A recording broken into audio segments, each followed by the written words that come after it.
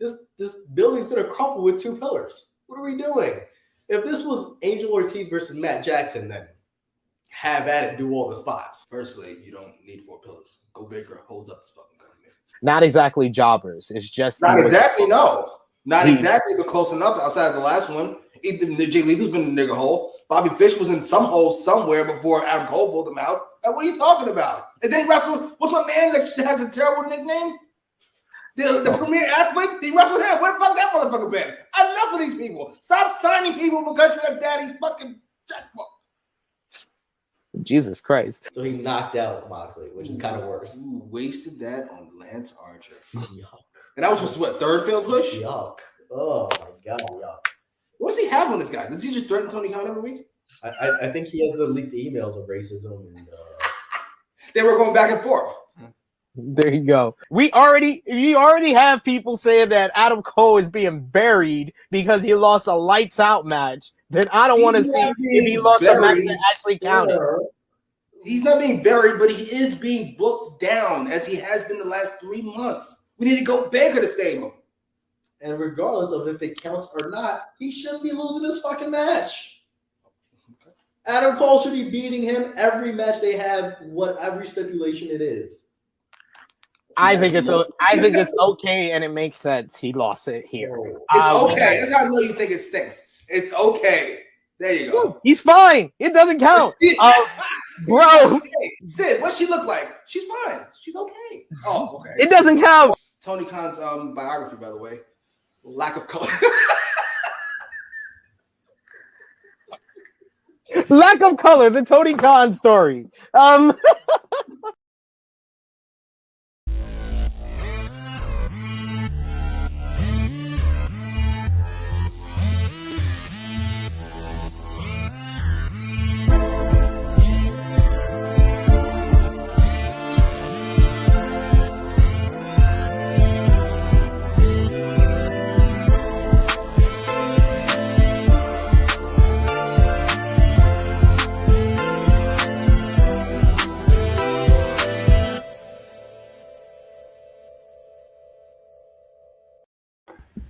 Welcome to True Heel Heat, the place where we use insider terms because we think we know what the fuck we're talking about, even though we don't.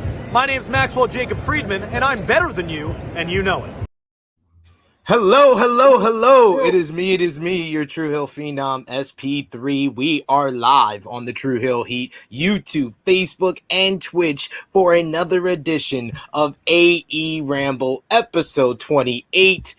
New King of Chicago, as we will talk about the February 2nd, 2022 episode of AEW Dynamite from Chicago, Illinois, headlined by the first time ever matchup of CM Punk versus MJF. I am here with the man of 42,000 subscribers, Jimmy Macram. Hello. Between 1 and 4 women and a bunch of dicks. How are you? Dicks isn't men. I'm not calling you guys dicks. I would never do that. Yeah, sure. Yes, we're here to discuss AEW Dynamite as per usual on a Thursday. Help us out and help out the channel by dropping a thumbs up on this video. Share this video with all your wrestling fans, friends, and family on all your favorite social media platforms. If you are new to the True Heel Heat YouTube channel, hit that subscribe button, hit the bell to stay notified for all the great content here. We want to thank everyone who has subscribed. We just hit 2,000 subscribers on our YouTube channel and growing as we speak, so very happy for the growth. And I am here once again on another Thursday with Jimmy Macram without Marcus Cash.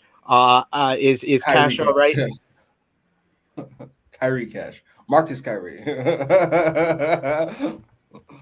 We are the you're James Harden, I'm Kevin Durant, and he's Kyrie. We are the Brooklyn Nets of commentating on AEW. You could call us that, ladies and gentlemen. Get it trending. The Brooklyn Nets of AEW coverage right here on AEWramble. So Jimmy Harden, one word to describe the February 2nd, 2022 episode of AEW Dynamite. Finally. finally is the word this week, and we will find out why. And we want to find out from all of you what you thought about AEW Dynamite. Of course, your super chat donations are encouraged, and it will make sure that we highlight your comment on screen. It helps the channel out a lot, helps us grow, helps us make better content for you. And of course, we will try to highlight as many as your comments as possible, like the Negro Buck Nick Jackson saying, "Sup, my good brothers." We also got Frantic World here with us saying, "What's up, SP3, Jimmy, Marcus, and chat." We also got Annika saying, "Let's go. I got opinions today." Okay, Annika's ready. Annika's ready. Don't let fucking Tony Khan hear you say that. We don't want to hear your opinions. Dad, get out of here. Oh, sorry. Jesus. No, but Annika came punctual, so Jimmy had to say 1 through 4. He couldn't say 0 through 2 like he usually averages out at. John Jay says, "Hey everyone, something tells me Jimmy may have some feelings on the Brandy and Dan Lambert segment, and we will get into that, ladies and gentlemen. But we're gonna start at the top of the show because this show was from AEW's I guess it's home outside of Jacksonville. Outside of Jacksonville, the place they visit the most is, of course, Chicago, Illinois. The catchphrase that Romeo came up with during All Out Week: Chicago gets everything. Yes, and it got this episode of AEW Dynamite that kicked off with Wild Thing John Moxley coming out to go one-on-one with Wheeler Yuta. This match, before we get into this match, we got to discuss what the match was previously supposed to be, which was against Brian Kendrick, who was released from WWE this week. Within an hour of the news of his release breaking, Tony Khan announced that he would be versing John Moxley on this show. Everybody was excited, thinking that we would get the Brian Kendrick of old, thinking of how it could play into John Moxley's current storyline with Bryan Danielson. And then the morning of February 2nd, 2022, an old interview from 2013 on highspots.com was leaked, and it revealed that Brian Kendrick had a lot of insensitive, aberrant words to say, very anti-Semitic comments, Holocaust denial. There was a lot of crazy stuff that in 2013 people would just say, "Oh, he's weird, he's saying weird stuff, he's being weird." But in 2022, it caused a lot of controversy to the point that Tony Khan made a public statement, removing Brian Kendrick from this match, from AEW Dynamite, the quickest dismissal from AEW that we've seen. And within a 24-hour span, Brian Kendrick was fired from WWE and AEW. Any comments, Jimmy? Yeah, a whole bunch. Could you imagine, like, you're married, sort of. You might as well be. You get divorced, and then you're sad for like an hour, and then all of a sudden, the hottest woman you've ever met in life fucking decides she wants to be with you, and then a day later she dumps you too. What would that be like? That feels so weird to me. Like, that just feels like it'd be such a, and for something you did 10 years ago, that's so weird. I saw his statement earlier, by the way. Kendrick said, sorry for his thoughts, but these were never his thoughts or something. I don't know if he was doing a gimmick or something. I don't know, but I do know you probably shouldn't say those things on tape.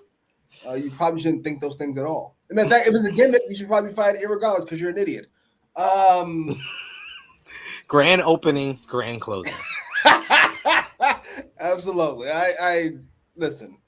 Unlike the rest of you, I wasn't that excited for Brian Kendrick. I know some people are like, "Oh, you should have seen his run in 2006." And 17 years ago? No, I did no. Hard pass. I don't give a fuck. I loved him with Spanky. It was fun, but how long ago was that? Spanky was 2002, 2003. Don't Spanky anymore.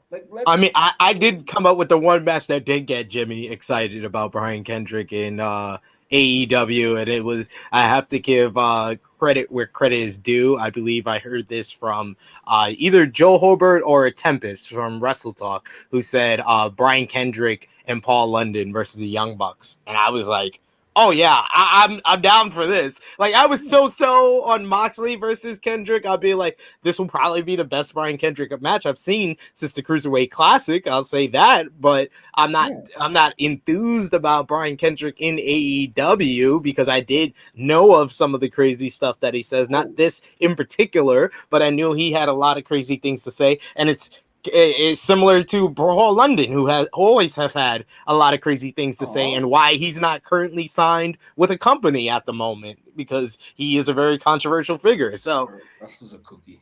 Yeah, but to be fair, that Young Bucks match would be interesting, but only because it's like a time machine. Like if you ask me right now, do you want to see fucking Kyrie versus Allen Iverson? I would say absolutely. Now if you told me we were signing Allen Iverson, I'd be like, hell no.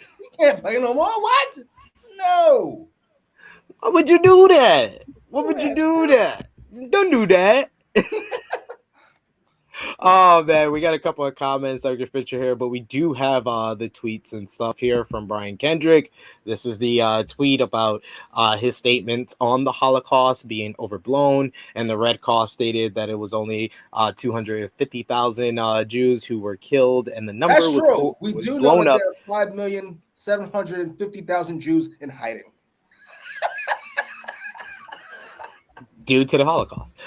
This was Tony Khan's response. We've been made aware of aberrant and offensive comments made in the past by Brian Kendrick. There's no room in AEW for the views expressed by Brian. We think it's best for all that Brian be pulled from tonight's card as we gather more info. We'll announce a replacement bout ASAP. Got more info. What's he looking for the Jews? Jesus Christ. Oh man, this was Brian Kendrick's apology on Twitter where he said, I spread the most vile comments without thinking of the damage it would cause. I will live with this regret for the rest of my life. I am truly sorry for the pain I have caused. I apologize for all the hurt and embarrassment I have caused with my words. These are not my beliefs and never were beliefs of mine, and I crossed the line. What? I thought we're missing a tweet in between there where he explains how these are not his tweets. That was so random. I say shit without thinking about it, but that's not really what I thought. Wait, what? Sir, we're missing the part. I mean, I commend him for taking responsibility for his actions in a way with that first part. I mean, saying that it wasn't your beliefs. I mean, at this point, it is what it is. It is what it is. If you were being a character, quote unquote, right. I don't know. So, bunch of comments in the live chat here. We got Roxy with the laughing emoji as well as Annika. Nick Jackson saying R.I.P. the Brian Kendrick. We also had Frantic World who said, yeah, I want to see Mox versus Brian Kendrick, but he messed up bad and now he has to pay the price. Annika says more so was interested in him being a coach for future talent. He's rather perfect, kind of a perfect high flyer, kind of a hybrid. I really liked Kendrick's work. He was an innovator. I mean, the slice bread number 2, that was the move he pretty much invented and brought to wrestling. So he's an innovative guy. He's very technically sound. So definitely strange, weird. CM says Tony has all of this, but nothing for Swole. I wanted to say. It's at least nice to hear somebody apologize, but I felt like comparing Big Swole to 6 million Jews is probably a bit much. So I kept it to myself. I totally understand. Annika says, no room for these views, but room for... Oh, that nigga. Oh, we got Frantic World who says, I wonder if WWE knew about Brian Kendrick said, probably did, and probably I automatically, when I saw Brian Kendrick was announced, then this footage was leaked, and Brian Kendrick has been working with WWE for the past 5 years. I doubt WWE didn't know this footage was out. And it made me feel like they were the ones that leaked this shit. Vince reached into his big ass file cabinet under K and pulled out his Brian Kendrick file. Okay. Yo, they work like the mobs or like an episode of Power. Like, yes. It's like automatic. Like, yo, this is a power play by Vince. We got Monique here with us up in that female quota that Jimmy's always talking about. We almost got more female viewers than AEW. Will Joseph says, just imagine what he thinks about slavery. Oh my God. They were well fed. They had jobs. They had homes. I don't know what the problem is. Kept a roof over their head. What can I say? Grandpappy was good to these people. So back to AEW. So Ryan Kendrick was replaced by Wheeler Yuta, who came to the ring with Orange Cassidy and the one, the only Danhausen.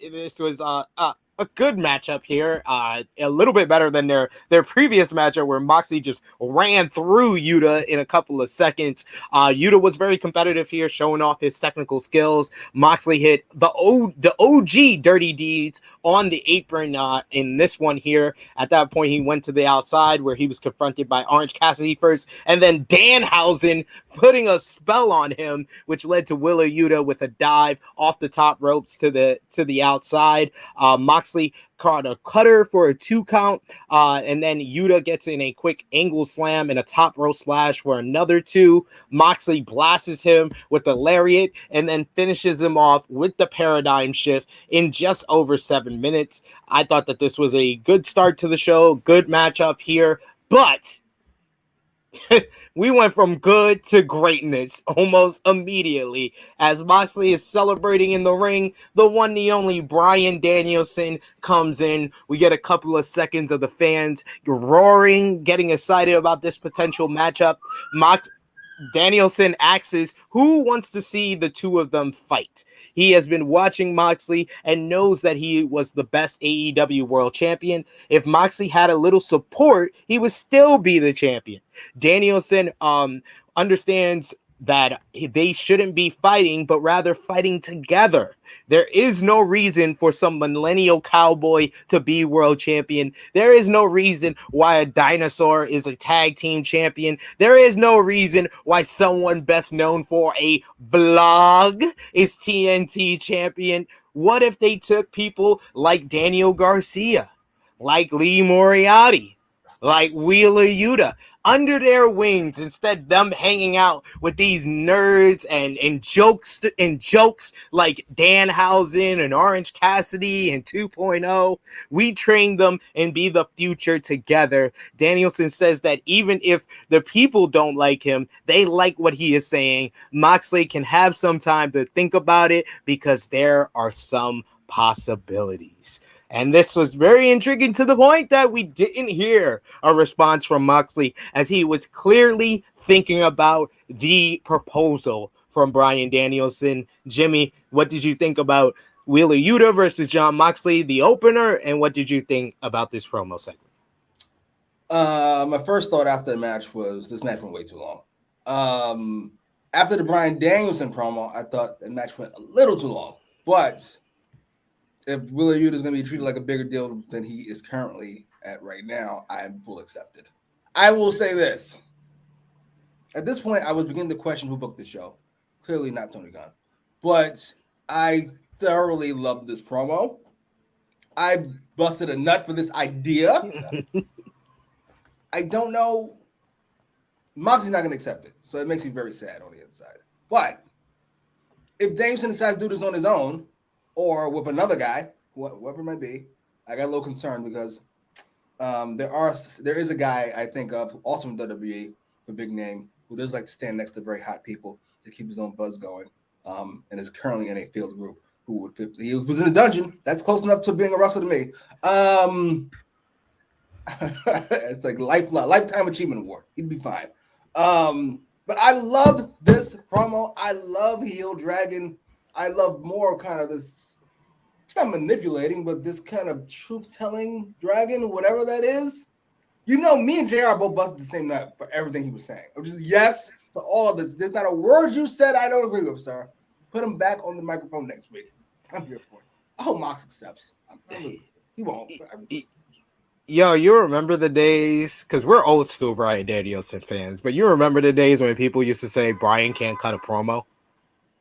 And in like the last 15 years, this man has become one of the best talkers in this business today. He took a match that everyone wanted to see and turned it into a tag team that now everybody wants to see. Like, that was just masterful work by Bryan Danielson, showing how he can be a master manipulator. And I want to see this whole stable happen. I think that at Revolution, it should be Moxley versus Danielson, but if Danielson wins, Moxley has to team with him. Oh my God. Yes! Never mind. We can do that instead. I love a begrudging John Moxley in this fucking group. Absolutely. Because you got oh my God, it'd be awesome. We all know miserable Moxley is the best Moxley. And you put him in a scenario where he has to be in this group. And he has to deal with all these people like Daniel Garcia, who he's had issues with before, and now Bryan Danielson, who could beat him and force him into this group. I think that this has great potential. Then you have to think about also Eddie Kingston's injured right now. Eddie Kingston is his boy. He might have issue with this, especially Moxley teaming with Daniel Garcia, who's been a thorn in his side. Like this, there's so much they can do with this. No, I'm not going to let you do this. I always do this. We always give Tony Khan the benefit of the doubt, and then I get my hopes up, and then it's the same old fucking nonsense, and then I get upset on fucking the recount. We're not doing it. Not doing it. Because you stink, sir. This segment aside. This segment aside. I love that. I love that. Let's hear what the people got to say. We got Nick Jackson, who says Wheeler Yuta is really improving. I do agree there. I like this, especially with the promo afterwards. I like the fact that Wheeler Yuta, they gave him more time in there with Moxley, and plus it makes sense with Moxley's story. He's just getting back. This is only his third match back. He's not the same beast of a Moxley who was 20 pounds heavier, who just was miserable and wiped through everybody. He's happy right now. He's still getting back into ring shape, so it should take him longer to beat Wheeler Yuta to me. Wheeler Yuta? No. Absolutely not. Orange Cassidy? Maybe. By the way, I like putting that bum in that group because it keeps all the bums in one spot. What are you talking about? What bum? Dan. I'm done with you. Cassidy, so you can actually be ridiculous together. I'm done with you. That post match was awesome. Not gonna lie, I would love to see that faction Brian proposed. It would be dope for sure. Annika Wilson says, "Why would they do this? Why would they make us choose between a great match and a great faction?" I like SP3's idea. We get both. Absolutely. Give us both. We got Frantic World. This is Mox and Danielson, the new 2-man power trip. I would love it. Before I heard about the faction, I was like, oh my God, let's go. I would love it. Love it so much. We got Annika says, yes, SP3, you solved Sophia's choice. Great line, great comment, Annika. We had next video package on CM Punk versus MJF. This was the first of a few things that they did throughout the night to hype this main event, and something that Jimmy has literally asked for well over a year now. I don't be asking for much, do I? When I saw this video package, I said, now I know he didn't book the show. I know it for a fact. What is this, a fucking professional wrestling promotion? What is this? I'm here for it. Good job, whoever booked this. It's probably Brian Kendrick. Now we're never going to get it again. All right, ladies and gentlemen, I think you know what time it is. It's time to enter the Cody Zone. Brandy Rose is in the ring for a chat. She's fine as shit. Can we acknowledge this? Jesus. She is. The looking good for someone who just had a baby as well. Looking great. Here is Brandy Rose for a chat. She gets instant boos from the crowd. She also insults them, says that it's great to be in Cleveland or Chicago. It's the same thing.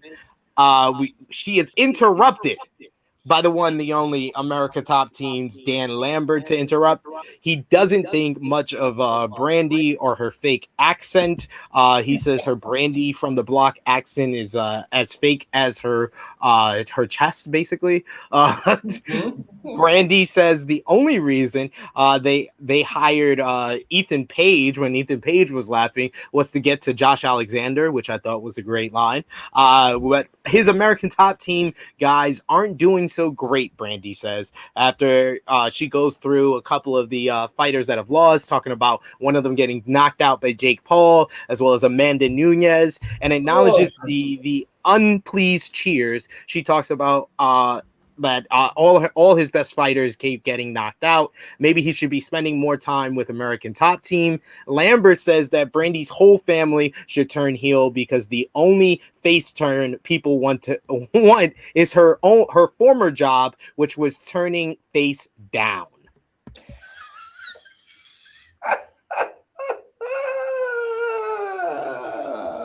Brandy responds with a slap to the face. So Lambert says before he burns in the fiery embers of cancel culture, he has someone who can fight Brandy Rhodes, and brings out the one, the only, Paige Van Zandt, for a big pull-apart brawl between the two ladies.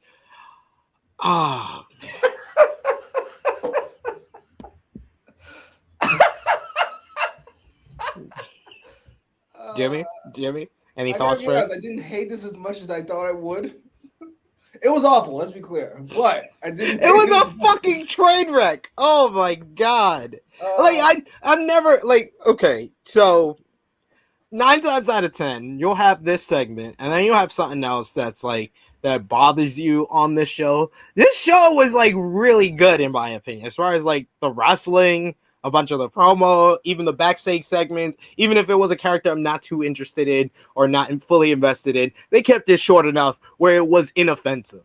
This was the most offensive thing on this goddamn show. And why would Antoine Khan think that it was a good idea to trot out fucking Brandy in front of Chicago, firstly, and then in a promo segment against Dan Lambert? Did you think he was going to get booed more? No, this is Chicago. He knew it wouldn't. Because Brandy starts off as a heel, which I enjoy, by the way. I got excited. At least somebody in this fucking family gets it. All right. Then Dan Lambert comes out, which I'm already annoyed by, but whatever. They have a history of some point. And I like his I'm a complete scumbag and I still hate you more idea. I like the idea of that. I'm not sure where that could possibly fucking go, but I like the idea of that. Then he brings up the heel face thing, which I just hate as an idea. Nobody should be bringing that up on camera, on national fucking television. I agree. All of his Chris Jericho lines from fucking 2001. While I hate them, his character appears to be somebody who is a fucking relic from the past, so it kind of works. Then here comes Paige Van Zandt. Here's why I have a super problem with this. The face heel thing is the worst thing. I would agree. Ronda just showed up. We can't do Paige Van Zandt right now. We just can't do it. It's a terrible look. We cannot do it. I love Paige, and I want to see her in the company, but not right now. No. Because it looks like a cheap version of Ronda and horribly done. On top of that. No. It's basically Ronda versus Stephanie, but with the roles reversed. I know that Brandy is supposed to be the face here, and she's clearly not the face to the people. And then Paige Van Zandt is supposed to be Rousey, but a heel. It's just the dynamic is off. It looks like a lesser version of something WWE did really well with Ronda and Stephanie. And with Ronda just coming back, it's poorly timed. So horrifically timed. I don't mind them pulling them apart because if you liked your boss at all, you certainly wouldn't want her in the ring with an MMA fighter. So as soon as Paige got there, they jumped in, which is a good idea. However, where does it go? Does it go to a match? One of them has to leave the company? I'd be here for that. Not Paige or Brandy or Lambert. I'd be here for that. Let's go.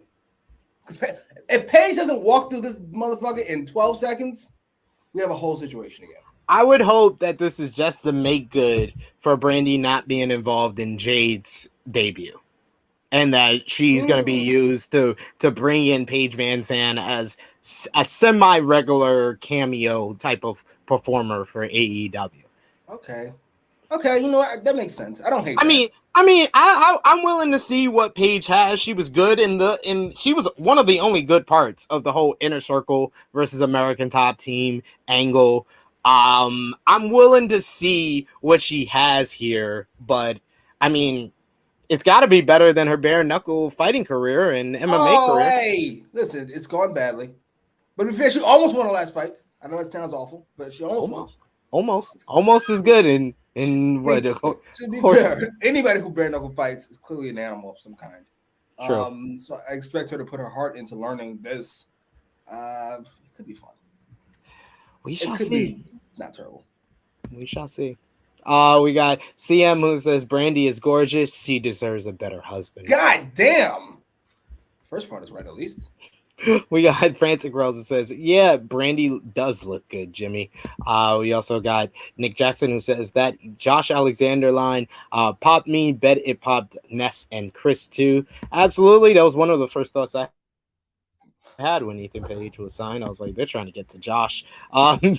Annika says, let's take this slow. First things first. I think Brandy needs to break away from Cody and be full heel. She can't play the same character as Cody at this point. Let's take this away and remove Brandy from television.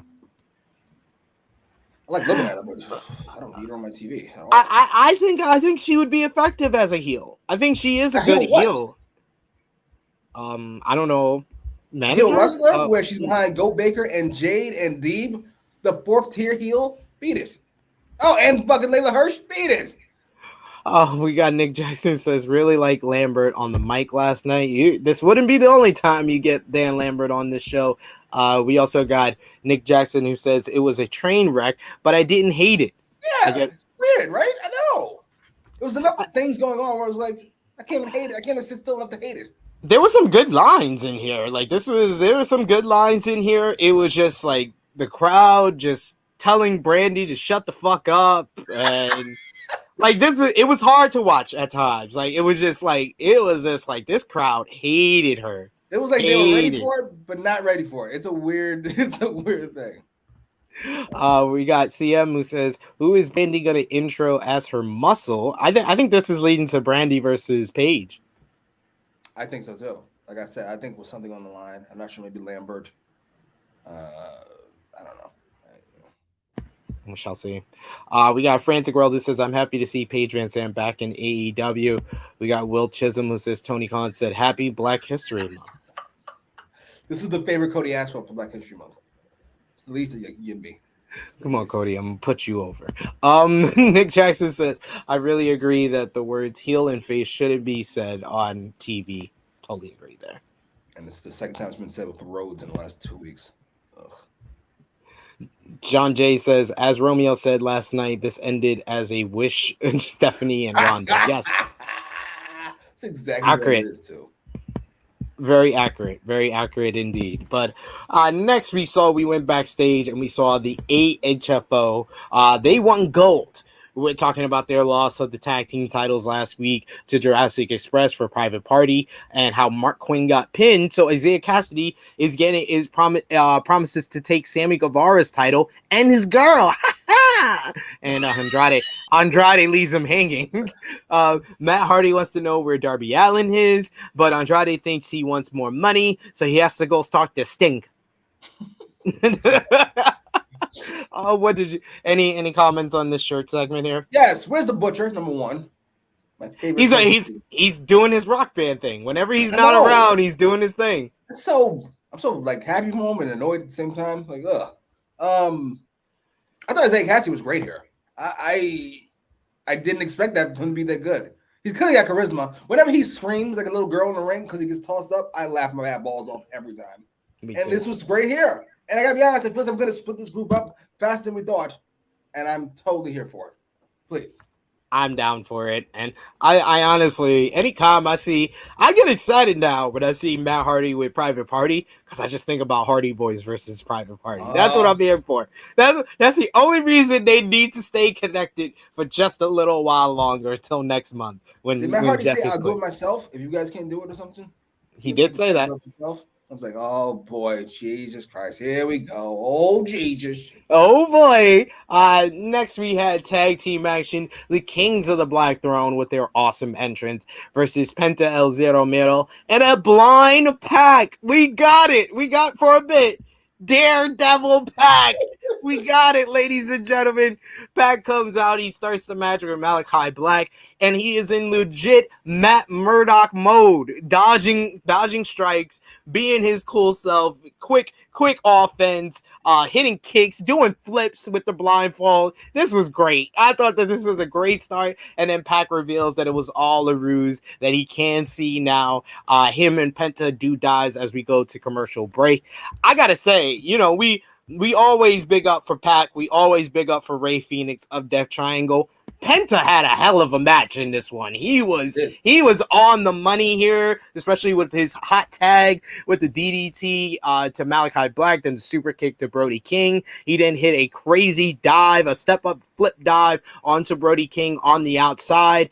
In the ring, though, Pac and Penta cornered Malachi Black when we're looking to finish him off, but Brody gets involved, taking out Pac, and while the referee is distracted with that, Malachi Black does the poison mist, and then they hit Dante's Inferno to get the victory for the Kings of the Black Throne. I thought that this was a really good tag team matchup. Makes me very excited for what other combinations of this feud we could see with Kings of the Black Throne versus Lucha Bros, Malachi Black versus Pac, because their exchanges in this match were probably the highlight of this whole thing, because Pac was just on the money. I know he's been off for a few weeks, but he brought that realism, that aggressiveness that makes him stand out. Malachi Black brought it as well. I'm very excited for this feud coming out of this match. What did you think, Jimmy? Thoughts are all the same. By the way, I saw Julia Hart on Rampage. She had a significant attitude on her.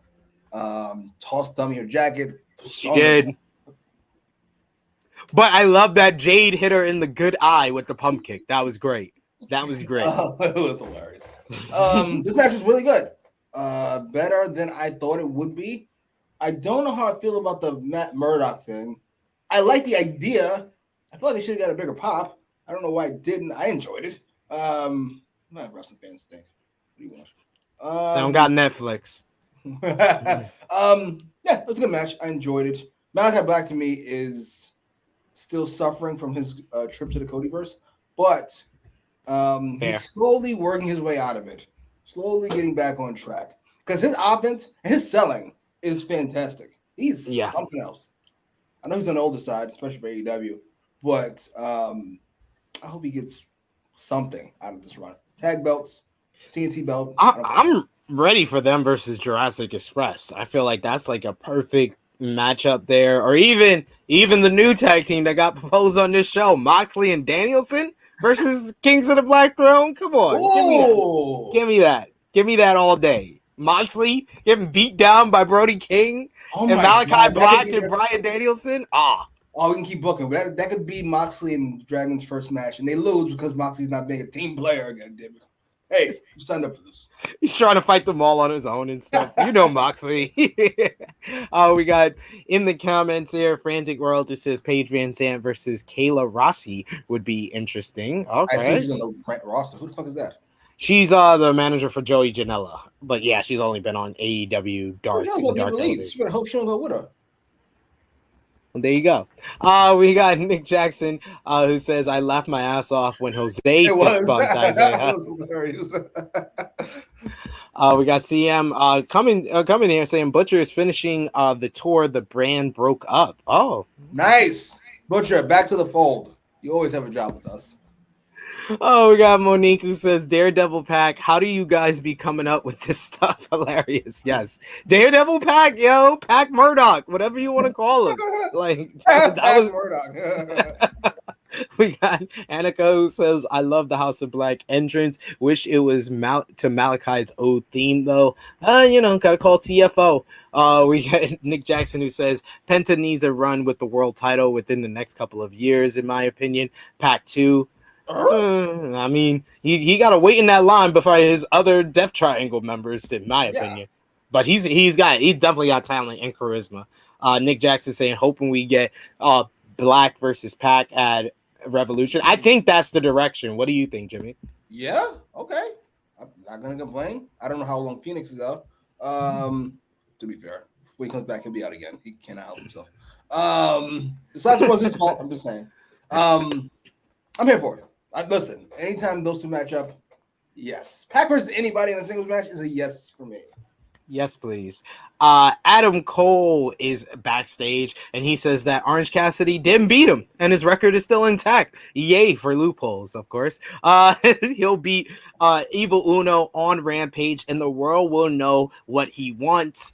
So, Jimmy, I've been saying it for a couple of weeks now, but him versus one of the members of the Dark Order, who the Dark Order are best friends, with a certain millennial cowboy AEW world champion. Do you think that we are getting Adam Cole and at Hangman Page at Revolution? Yes. I said he would be the next challenger after Archer, because Lord knows we can't wait to get this Archer thing over fast enough. This promo I thought was fantastic. He looked like he was about to cry. I loved everything about it, except Evil Uno. Yes, you can make the Hangman connection, but you can't go, I'm done with these comedy guys, and it's time for people to start taking me seriously. So this week, I will beat Evil Uno. Oh, okay. I wish it was Stu Grayson. That would have been a bang. Oh, shit.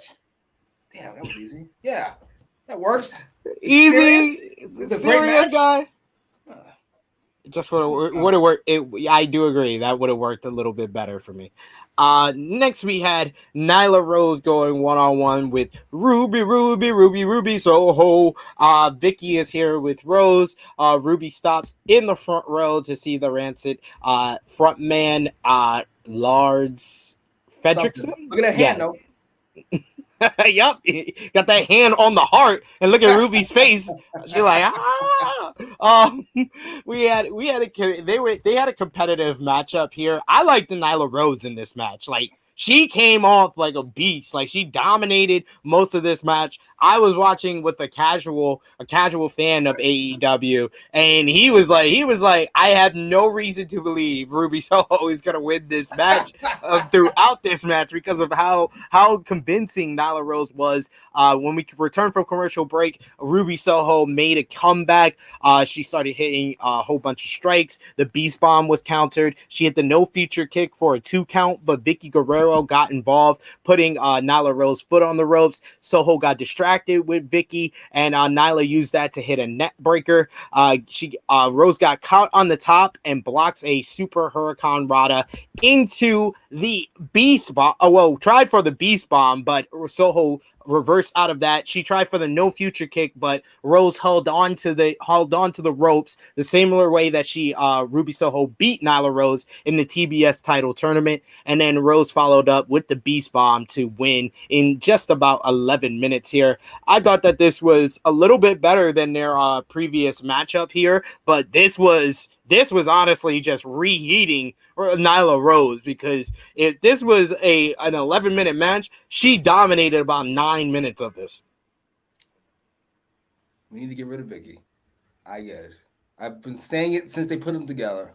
It doesn't work. JR dropped the stat. Was it JR? 82%. She's won 82% of her matches since she aligned with Vicky Guerrero. That is a fantastic stat. Now I want you to tell me what her record was before Vicky. I guarantee it was 99 point whatever the fuck. Like, come on. I mean, I just thought off the top of my head, can't think of one. She lost twice without Vicky Guerrero. I mean, that's not including the Fatal 4-Way at the first Double or Nothing, but in one-on-one matches, she lost to Riho and she lost to Shida before she had Vicky. That's only 2 losses that I remember her having. Same. But yeah, this match was fine. It definitely felt like it was a purpose for Nyla Rose to get some heat before something happens. I don't know if she's going to be for Thunder Rosa next. While I don't know, we wait on Go Bigger to clear up. I think they're setting up Nyla to feud with somebody that they have coming in because February 2nd marked a date for a lot of new free agents: Killer Cross, Scarlett Bordeaux, Keith Lee. But the ones I'm thinking of is either Mia Yim or Ember Moon, aka Athena. Athena was named that she's going to be versus Thunder Rosa for Warrior Wrestling on February 12th. But I wouldn't mind Athena coming in and versus Nyla Rose. First of all, there's just too many women doing things at once. Not for me. I can watch women fight all day. But for Tony Khan, wait a minute. What? We're going to have a tertiary women's feud? Stop it. Knock it off. This is for Thunder Rosa, period. Hey, you're the sexist, not me, sir. Clean your shit up. Go to therapy. Get over them girls that didn't date you, even though you're rich. I'm just saying. I've seen any of those women you mentioned, Russell. I assume they're good since you know them. But I'm curious. Yeah, they should be signed. Enough men. We have enough men on this fucking roster. Yeah, I feel like out of those names that I named, the only guy they should get is Keith Lee because he's like, if they signed Jay Lethal and they didn't think he was like a main eventer anymore, then maybe his years of being a main eventer were there in Ring of Honor and that's it. But Keith Lee is a guy that you have main event years that you can get out of him, and he's a big enough guy that he's different from anything that they got in AEW right now. So that would be the one guy I would get. But Mia Yim, Athena, they definitely need like women star power and women that can be stars for them. And I think Athena and Mia Yim would mark both of those boxes. Do you know if Keith Lee still wants to come after his fucking Big Swole incident? Oh, we're gonna find out, I guess. But it's so good. Yeah, you tell dummy. Who does she think she is? How about you keep it to yourself until we sign Keith Lee? Stupid. Man, she's like, shh. Don't say that. Don't say that. We got Nick Jackson who says I'm all for Cole versus Page. Gives a Hangman a longer run, and we can get Wardlow versus MJF in the meantime. No not yet. Honestly, after this show, I'm sorry, they gotta hold off on the Wardlow MJF because that was. Oh man, we're about to talk about that. Yeah, like, oh my god. What if Cole was to go after the fucking TNT belt? That could work. I mean, I wouldn't mind that either, honestly. Monique says, I hope we have Adam Cole versus Page because I'm going to be there at Revolution. Nice. That's what's up. You gotta let us know. Let us know when you're there live. We got Nick Jackson says Nyla killed it. We also got Frantic World who said Nyla Rose is selling the broken air guitar on eBay. That was fantastic. She's so great. She's so great. And I'm like, oh, yo, and this was something stupid. You know, there's the anti-AEW brigade on social media. Some people try to view you in that state, but you're not because you're watching the show and you do say positive things about the show. You're just very honest. But the anti-AEW brigade, as well as famed AEW fan, journalist Dave Meltzer, thought that the no future kick that Ruby Soho missed, they thought it was a botch. And I was like, no, it was very obvious Nyla was holding on to the top rope, and that was the finish to their previous matchup. So she had it scouted, and then she immediately goes to the top, hits that senton on the back, and then the beast bomb. I'm like, how did y'all think this was a botch? Because Dave Meltzer's an idiot. I've been telling you that for years. You don't listen. And wrestling fans are dumb. I tell you that for fucking 20 years. You don't listen. Annika says, set Ember Moon free. We don't call her Ember here. We call her Athena. We got Monique said that's because Vicky is helping Nyla wrestle main event matches, not those mediocre ones. She was a champ. What? She was the champion of the company. Oh my God. Monique, go to Revolution. Where's Revolution? Go that way. Oh, we got a question here. Roxy asks, I missed the whole TK being a sexist. What happened? I'll tell you what happened. A female reporter asked him a question. He kicked her in the cunt, told her to beat it. That's what happened. He stinks. You said he kicked her in the content. I don't remember what he exactly. Oh, I remember this. What did she say? She was like, "Are you considering any all female pay-per-views?" He said, "Shut up." Wait, no. What did he say? I forgot what he said. He's like, "Let me cut." Here was it. He goes, "Let me cut you off right there." Eat cakes, and then he went off into his fucking diatribe about fucking nothing, paying NWA women's wrestlers and this, that, and the fucking third, and all this shit that has nothing to do with anything. And no, we don't, because they have tits, and that's gross.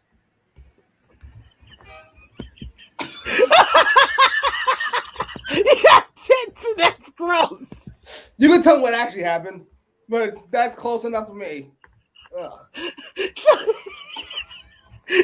her name? It was Ella J. Ella J. Shout out to Ella J. She had a very good question, just asking about, looking at the success of NWA Empower and AEW being involved with that. Would AEW ever consider all female pay-per-view? And Tony was like, well, let me cut you off right there. I paid for all the people from AEW to be on the show, and I didn't get any credit for that. NWA didn't mention that, and I think I should get credit for paying the AEW stars on the show. Sir, what is the question? That's not what I asked you, sir. I asked you about fucking. He's hilarious. What a bum. I'm sorry. Now, listen, I will say this. Combining that with the fucking Big Swole thing, it just seems to me that he is somebody who has never had to take any criticism in his entire life. And when he gets it, and when he gets it, he responds over the top. No, you know how he responds, Jimmy. What does he say every time something bad happens? Fucking matchcaster. There's no problem throwing other people under the bus. God forbid he takes some fucking criticism. Jesus. Nope. No. Not TK. Not today. Next we went backstage and we saw the Gun Club approaching Jungle Boy. What a shot. Great shot. Jungle Boy even calls them ass boys. Gun Club, the ass boys, jump Jungle Boy. They take him outside for a toss into the snow, and then they run off down the iced over road with Christian and Luchasaurus making the save. Any thoughts on this one? I didn't hate the segment, actually. It was short enough. It was fine enough. Billy Gunn's got a lot of charisma. He always has. I'm not here for this match at all, but the segment was fine. I enjoyed it. Indeed. I think they're doing good to build it up, despite it being a matchup that not many of us want to see at all. We got a bunch of laughs for you in your rant on Tony Khan, Roxy, Annika saying thank you. You set Jimmy more free. We got Frantic World who says, wow, Jimmy. We got Monique who says, don't hate Jimmy. We got Nick Jackson who says, oh my God. Roxy says thanks for the recap. I'm here to help. We got Bill's Mafia STF who says this was hilarious. So next we had Hangman Adam Page who came out for a chat. He has a Texas Death Match next week on AEW Dynamite versus Lance Archer, but he has a 5-month-old at home throwing peas all over the place, and there's a foot of snow on the ground. So get Archer out here right now. This cues up Dan Lambert with Jake the Snake Roberts. It wasn't a Passover, ladies and gentlemen, the last time we saw him. To say he surprised Page, didn't stay in a city like Cleveland that canceled its Indians. Roberts wants the fight right now, so Page goes after Lambert, only to have Archer come in from behind. Page hits a suicide dive out to Archer to start the fight, but then Dan Lambert distracts him with a steel chair shot to the back. He goes to give Dan Lambert the buckshot lariat, but Archer hits a steel chair to the back. He then hits a choke slam onto the steel steps, right onto the spine of Hangman Page, and then the blackout through a table. I thought that this was simple yet effective in building up Lance Archer before he inevitably loses next week, but effective in a vacuum to build up the challenger. I don't think you need to build the challenger because you didn't build up the champion, so who cares? They've done Hangman Page a great disservice since he's taken that belt off Kenny Omega. He had an hour-long draw of Dragon, which I thoroughly enjoyed, but the fucking 4 weeks previous to that, nothing.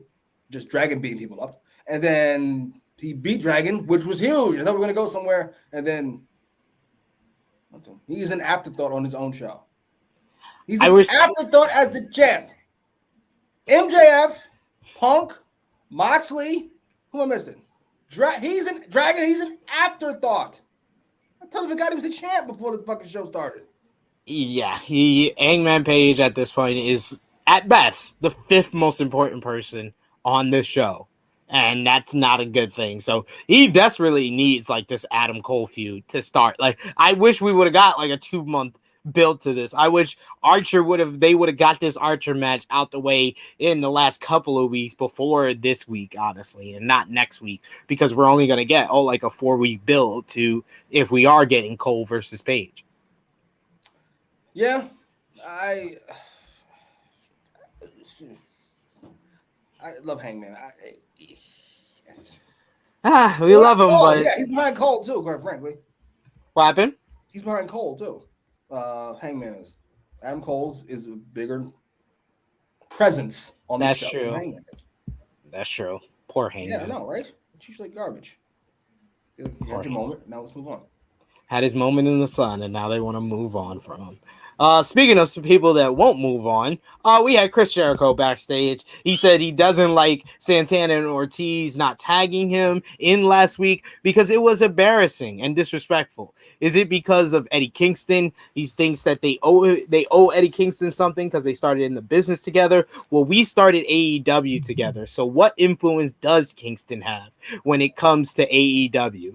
Jericho is a bigger influencer than Kylie Jenner on Instagram. So he demands a full Inner Circle team meeting next week. Attendance is mandatory. Any thoughts? Yes. What?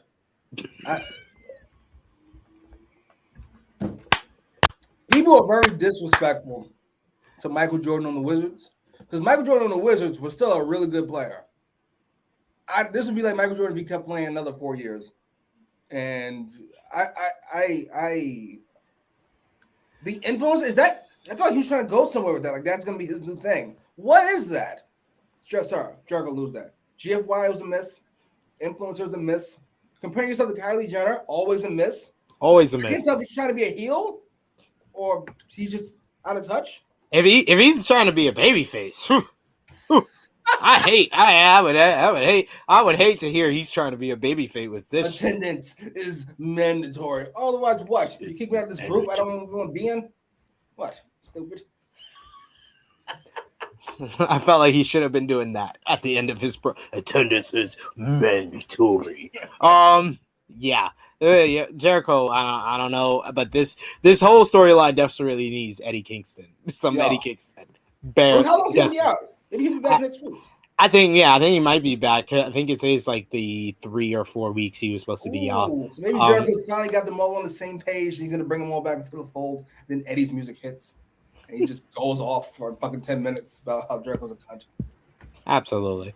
Annika says, get this match over with. Give us Page versus Cole already. Talking about Page versus Archer. We got Bill's Mafia STF. So the last thing they should do is feature Hangman like Roman. This has been fine. Feature Hangman like you featured Moxley, or like you featured Jericho, or like you featured Omega. Why do we gotta go straight to the top of Roman? Who's been fantastic, by the way. Yeah, I think that I think also it's a thing of placement in the show. If Hangman is not the top of the hour, he should be like the end of the show, or like in this state, he was kind of close to like the top of the middle hour. But I mean, a lot of this has to do with him not wrestling. That's been the biggest issue of his championship run. Like when Omega was the champion, you had the elite the elite 6-man tags that were great, and the 6-man tags with the Good Brothers. When Moxley was champion, he had tag team matches with like Darby and stuff like that. When Jericho was champion, he had the La Sex Gods and the Inner Circle. You gotta give us something besides the championship matchups in between, and it can't just be talking, because Hangman is a good talker, and I think he's had good promos prior to his run, and even in his run, in his exchanges with Bryan Danielson. But he's not the type of guy that you can fill in week after week of him talking. He's not that guy. You need to see him in the ring. That's what got the people on his side, is his in-ring style. Agreed. He's not Rock. He's not Flair. He's not fucking. That's not gonna happen. So put him in the ring. He's charismatic. Yeah. We shall see. We got Keenan says Kyle versus Hangman versus Cole would be good. That seems this bum in here. Why? Yeah, that seems overcomplicated. And Kyle's in a tag team, so he's not good. Stop. We admit that at least. Yeah. John Cole versus The Rock versus X-Pac. You know they've probably done that before. John Jay says, I guess at least Hangman was on the show, unlike either women's champion. I don't think Britt Baker needed to be on the show after last week. Like, but we. Oh, yeah, right. To be, anytime you want to go big on the show, I'm not going to complain. But for what? There's nothing to do. We don't want her saying nothing, like you said last week. A beautiful, charismatic nothing, but nothing nevertheless. I don't get it. For what? Take a break. And Jade seems to be a Rampage show. Like, she is the Rampage show. Yeah, and Jade has been on Rampage like the last 2-3 weeks. So like, it's just like, this is an opportunity to give other people a chance, to give Nyla and Ruby the opportunity to be out there. They started up the whole Brandy and Paige. I wish they did more for the women on this show, but I don't necessarily think the women's champions had to be on the show, especially considering how often they've been used over the last couple of weeks. Annika says Jericho's showing his belly. He's turning back heel. That's what it is. You got it. We got Frantic World who says that Texas Death Match is going to have a lot of self-mutilation. I don't know. Hangman we know is going to bleed because he bleeds in every one of his title matches. This is true. And I assume we're going to take this Texas Death Match down several notches from where we were before, because we can't even have niggas gouging eyes out on the show. So Lord knows we can't have a super violent Texas Death Match. There you go. Will Chisholm says Jericho is really going through a midlife crisis. It doesn't seem that way. It does. We got Keenan says Hangman can pull a Bryan and fight Matt, Nick, O'Reilly, and Fish, and then Cole. I mean, if there's 4 weeks between now and next week, and then, or you can do it on Rampage as well. If he could work multiple matches, I wouldn't mind that. I've been asking for Hangman versus Nick Jackson since before Full Gear. I want to see that. That's a money singles matchup on AEW television, in my opinion. Well, Nick Jackson's fantastic, so yes. Absolutely. The rest of those can go away. Hangman Page is great, and so is Adam Cole. And Kyle O'Reilly is. The rest of those Hangman matches can go away. I don't need to see him. Nick. You want to see Cole and Page. Keenan also says, I just want Allen and Preston to turn on the Dark Order. Well, damn. Okay. I'll see you. Fucking release most of the Dark Order. There you go, ladies and gentlemen. Thoughts of Jimmy Macram. We got the main event of the evening. It was the first time ever matchup between Maxwell, Jacob Freeman, and CM Punk. And literally, ladies and gentlemen, these entrances started at about 9:10 p.m. So they had like 50 minutes with entrances to end this show here. MJF was basking in the glory of the Chicago fans, booing him out the building. CM Punk received a hero's welcome, huge response from the Chicago fans. And these two went out, and this was a very territorial type of old school feel to this matchup. You had the heel that the babyface hasn't been able to get his hands on. So, of course, MJF started off the match hiding in the ropes, trying to stop CM Punk from getting his hands on him. Then CM Punk started wailing on him. starts punching away at him, uses him like a seesaw in the ropes. Eventually, MJF is crouched on the barricade on the outside, and CM Punk knocks him back to ringside. After some posing, he gives him a scoop slam symphony. The threat of the top rope elbow, MJF rolls away, and then we get the first sign of MJF getting an advantage when CM Punk misses a charge and he goes into the ring post and he injures his shoulder, which becomes the focus of MJF for the rest of this matchup. He works over the shoulder. CM Punk eventually makes a comeback. A fan on the outside who's actually a UFC fighter, I believe. I forgot his first name, but it's something Muhammad.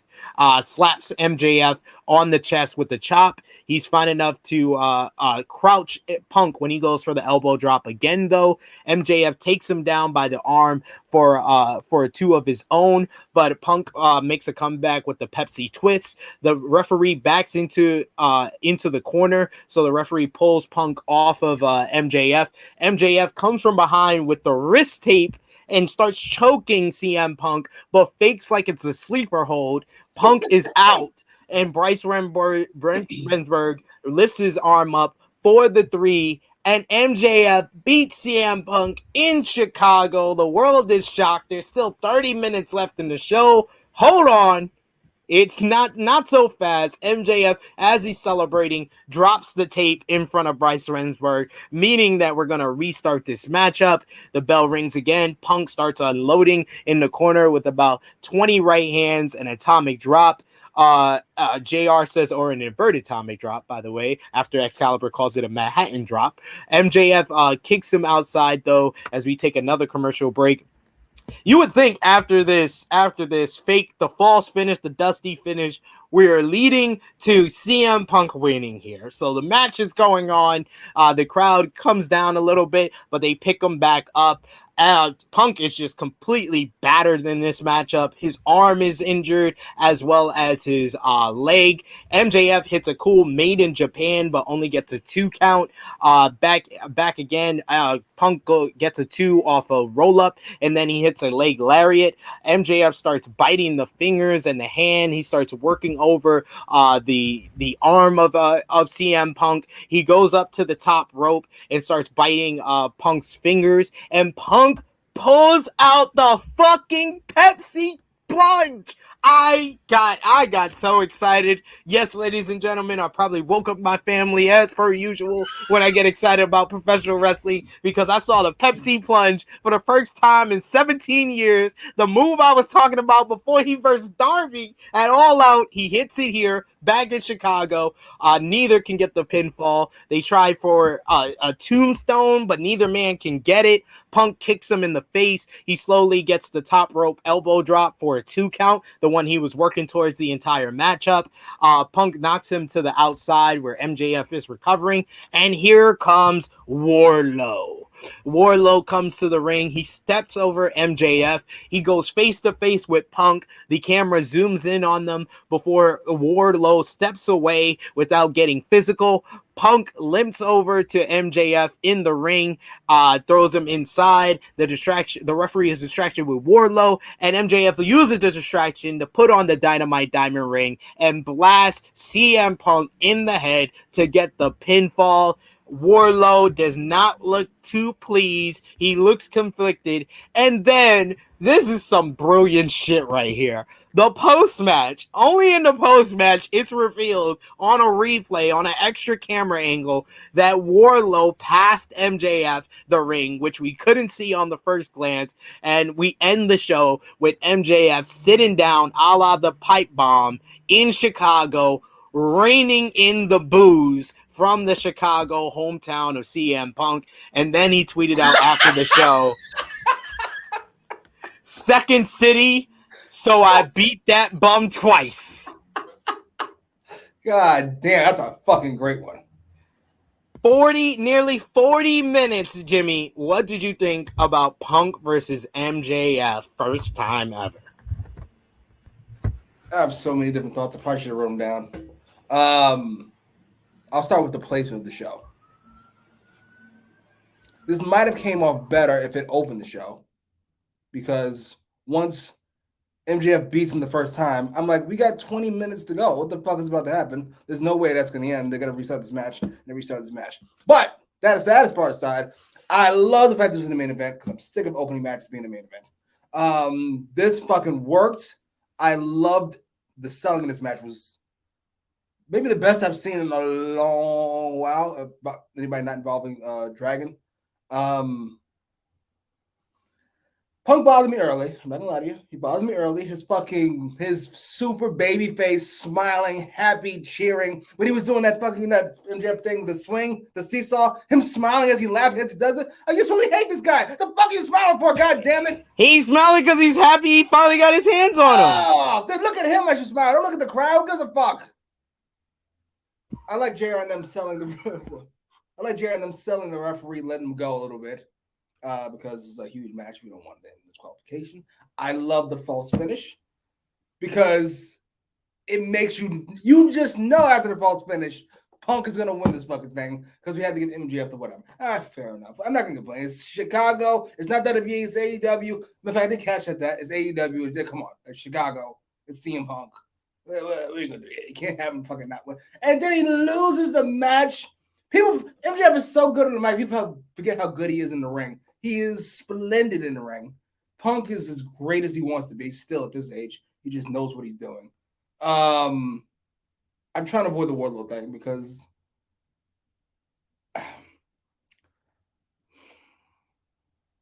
I don't want to get excited because this company lets me down whenever they get the chance.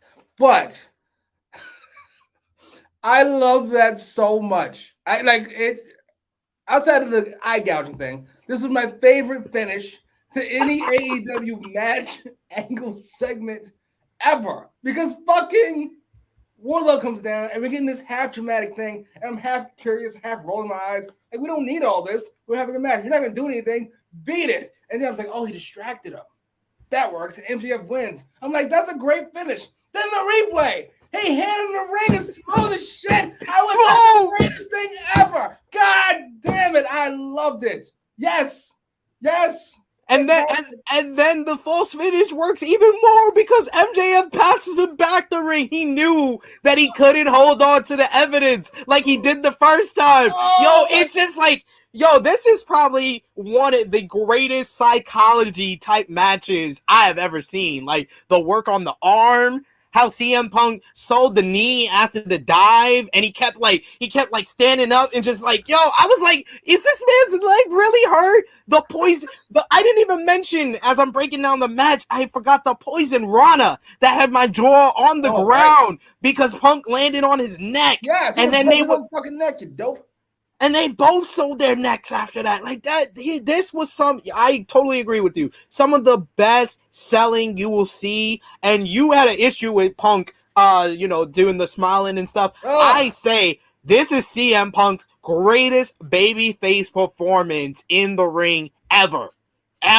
Like just the selling, the intricate storytelling that he had. MJF is gonna get all the praise for this because he beat CM Punk twice in Chicago. He comes off as the biggest villain in professional wrestling, but we should not understate everything that CM Punk did in this matchup. He did everything to elevate MJF in this win, where MJF, a man that has beaten Cody Rhodes, Chris Jericho twice, he was in the main event of All Out with Jon Moxley. This is the biggest win of his career. Like, there will not be any match greater that solidifies that is a career-defining win for a heel that I remember like this one. Like, I can talk about all the great heels that I remember from my lifetime. Roddy Piper in the 80s. Ric Flair throughout the 80s. And Ric Flair had numerous ones where the world champion. But honestly, when you think about Flair world champion wins, you think about Harley Race at Starrcade 83.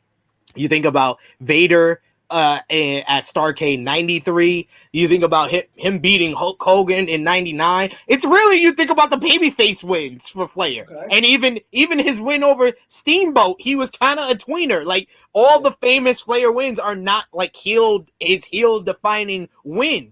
But I got one. I'll let you go ahead. About Triple H. I was gonna say Triple H in 2000. Probably the closest that we got is him winning at WrestleMania 2000. But honestly, when you think about that in retrospect and really think about that, that was more to do with the McMahon family than it really had to do with Triple H, huh? Street fight. Well, yeah, there you go. Yeah, that's true. That's true. That's true. But I felt like that was kind of like a main event solidifying because he was already a dastardly heel before that. But this one, like, and MJF was a dastardly heel before this, but this feels like a career-defining performance and win for MJF. But Punk brought it here. Like, if you have been so-so with Punk's performances in the ring up until this point, there is no question this is his best match that he's had in AEW. Yes, I love this match. Nothing about this match I would dare change or dare try to change. Even that Wardlow spot. I can't get over how good that spot is. I just can't get over it. Oh. So before Uncle David gives us his ratings later this week, what would be your star rating for CM Punk versus MJF? Not 5, which he gives everything now because he feels guilty about fucking. Oh, hey, I gave 4.5 to last week's ladder match, which he gave 5. He gave it 5 fucking stars. 5 stars. It was a spectacle. I'll give him that. He just doesn't give a fuck anymore. Fuck it.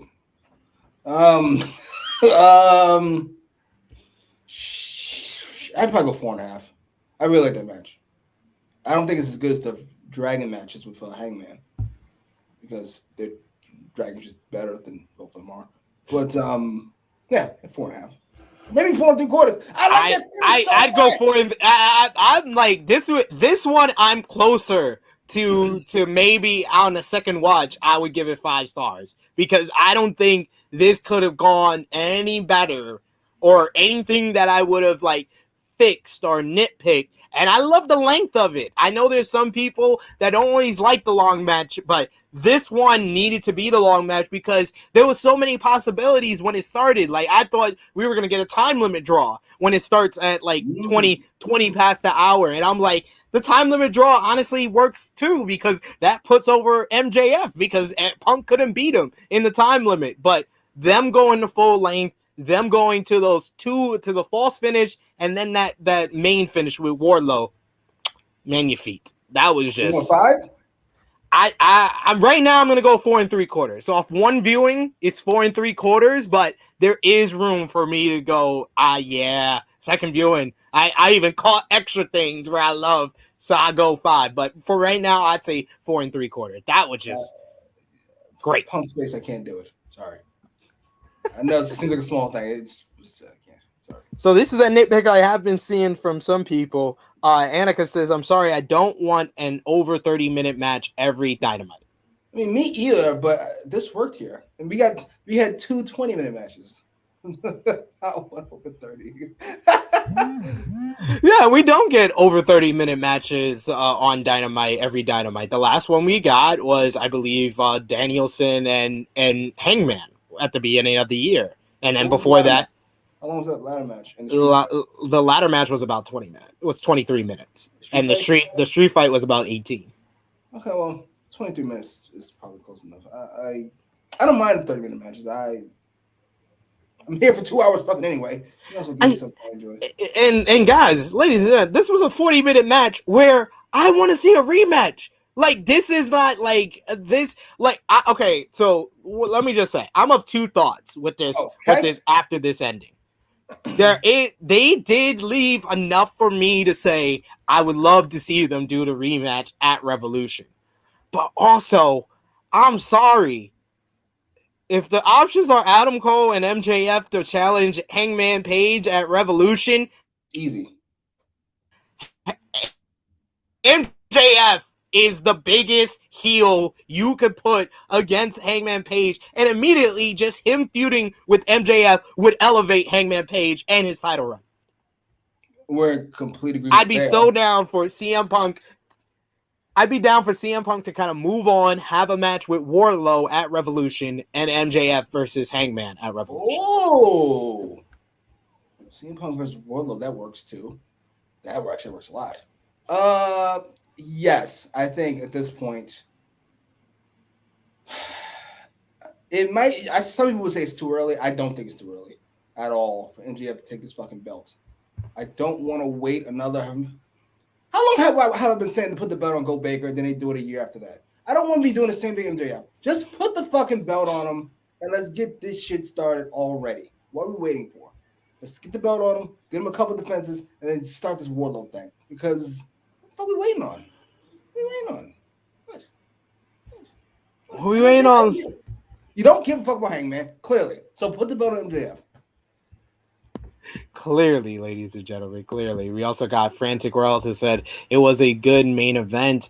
We also got Nick Jackson who says, what a great match. Real old school storytelling, great selling from both guys, and the right guy won. Guess they'll be running this back at Revolution now that I think about it. You don't want the rematch at Revolution? No. Because Punk has to get his win back, and we don't want that. We don't want that. MJF beats him twice. You're not gonna get the same effect of MJF beating him again. You're just not. So you did it, and you did it perfect. Leave that shit alone. We got we got Nick Jackson who says, I jumped out of my seat for the Pepsi plunge. We also got Annika who says, so that's the Pepsi plunge. Dang, why didn't they let him do this to Triple H? Because Triple H, you answered it. With the end of that answer, well, yeah, it looks dangerous. And Triple H ain't letting anybody do a pedigree, especially a cooler version of the pedigree. Hard pass. Bill's Mafia STS says at least 4.5 stars for me. Great stuff. We also got Frantic World who says Triple H would never let Punk do the Pepsi plunge on him, man. We got Bill's Mafia says he is smiling because he is beating that ass. We also got Keenan here who says MJF being a part of Team Taz in the future would be dope. That just has the weirdest ideas today. All right. Annika says, I want to see how this affected the fans during Rampage. Oh man, yo, that first match at Rampage gonna be extra silent. Man, they're gonna put Adam Cole first. Yeah, Adam Cole will get them back up. Frantic Girl says, I hope Jay Lethal wins the FTW title on Rampage. I think I do too, only because fucking, I love Rick Starks, and I did watch that promo you showed me. A to Z. Absolute from A to Z. Yo, he just said it with so much emphasis. I think putting a belt on Jay Lethal kind of not legitimized the FTW title, but putting on somebody who's not in fucking Team Taz makes it at least feel more like a real belt. That is true. All right, so we talked about this edition of AEW Dynamite. You know what time it is. Let us know your match of the night, MVP, LVP, in the live chat here, and you still have time to send a super chat donation. Helps out the channel a lot, and we greatly appreciate it. So, Jimmy, put your thumbs in the middle. We're going to give a thumbs up or thumbs down for the February 2nd, 2022 edition of AEW Dynamite in 3, 2, 1. Big time thumbs up all across the board from me and Jimmy. Jimmy, out of 10, what did you give this edition? 8, maybe 8.5. I really like this edition. 8. I forgot about Brandy. Yeah, go 8. 8. I really liked it. I went 8 last week, and I like this week better. I'm going a 9 out of 10.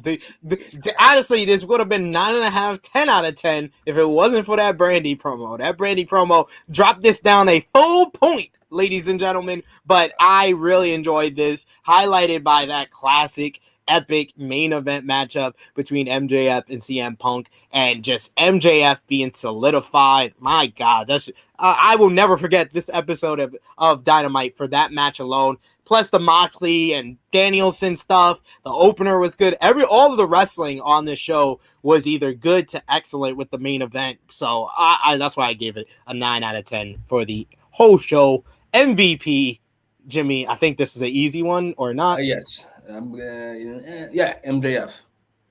Relative ease. Go ahead, sir. Maxwell Jacob Freeman, MJF is the MVP, the new king of Chicago, the biggest villain to come to Chicago.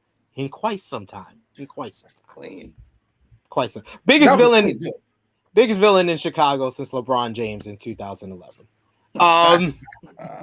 Derrick Rose was the MVP. Yeah, take this, stupid. Oh yeah, the attire was very clean. The pinstripes, I love it. Jimmy, who was your LVP for this episode? It's close between Brandy and Dan Lambert, but I'm gonna go with Brandy because at least Dan Lambert had a couple good lines. Jesus.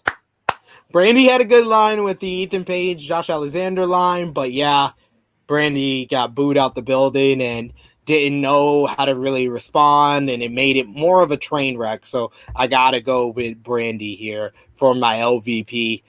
Jimmy, match of the night. I think this is another obvious one. Obviously, Ruby Soho versus Nyla Rose. The classic. I mean, it was fantastic.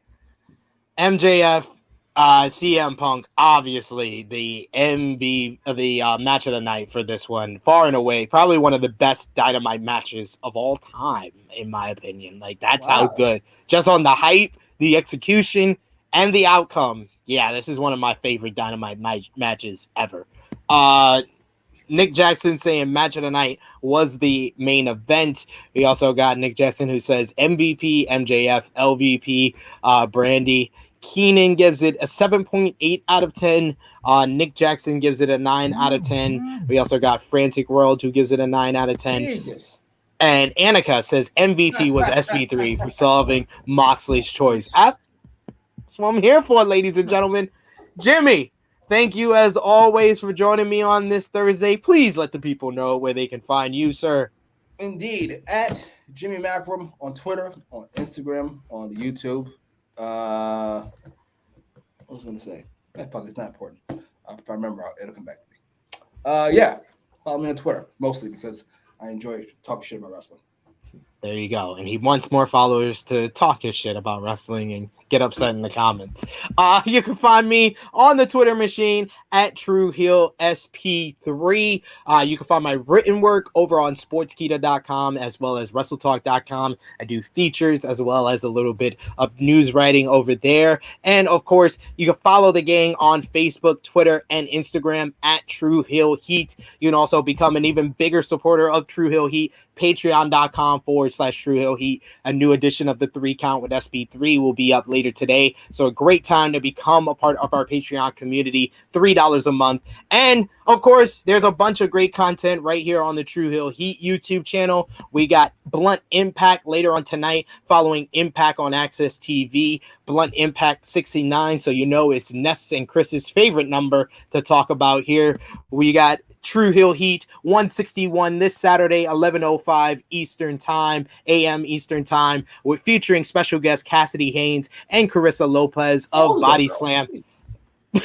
Bodyslam.net. We're going to be doing another edition of our fantasy wrestling draft. So Bodyslam.net will verse True Heel Heat on that one. Like I said, Patreon.com/True Heel Heat. 3 Count with SP3 number 4. Rumble Chaos. Yes, I'm going to talk about all the chaos from the Royal Rumble and the outcome of Shane McMahon being quietly let go from the company. You can also see NX343 with Romeo, Ness, and Josh reviewing this week's NXT 2.0. And then tomorrow is a big day for True Heel Heat and myself as we're going to make our big debut on Fightful Overbooked YouTube channel, as I will be there for Friday morning coffee again with Jeremy Lambert early on in the morning about 8:30 a.m. and then following that at 10 a.m. the debut of Degrassi Dudes with myself and Steven Jensen on the Fightful Overbooked YouTube channel. And if you missed it on our social media, True Rewind will be moving to Fightful Overbooked. So hop into DeLorean as we go back in time to WCW Nitro, WWF Raw, the Monday Night Wars over on the Fightful Overbooked YouTube channel. And we'll update you on our social media what day we will debut over there. So a lot to enjoy from True Heel Heat, a lot to enjoy from Jimmy Macram. Check out his YouTube channel for our Ozark Season 4, Episode 1 review and reactions, as well as Peacemaker Season 1, Episode 4, as well as Episode 5 reactions and reviews. Jimmy Macram YouTube channel. For Jimmy, it is me, your True Hill Phenom, SP3. This has been AEWramble, episode 28, New King of Chicago. We are signing off until next time.